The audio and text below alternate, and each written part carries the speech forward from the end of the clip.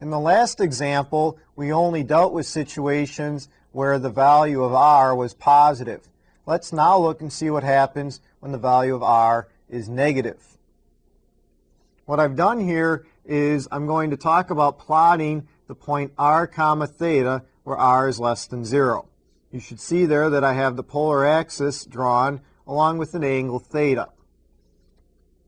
What I'm going to do now is draw in red a ray from the pole in the direction opposite of the terminal side of theta. We can see that what results is that I obtain the point P equals r comma theta for r less than 0.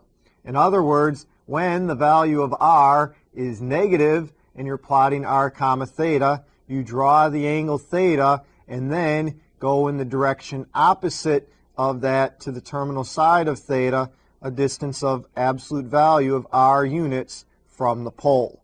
Let's look at an example. We have the point labeled here 2 comma pi over 4.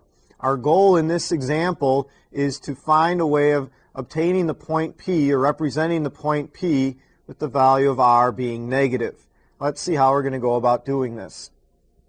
The point P with polar coordinates 2 comma pi over 4 can represent it as negative 2 comma positive 5 pi over 4. Why is that? Well, we would draw an angle of 5 pi over 4. Now, if I left the value of r be positive, I would go out a distance r units from the pole along the terminal side of 5 pi over 4.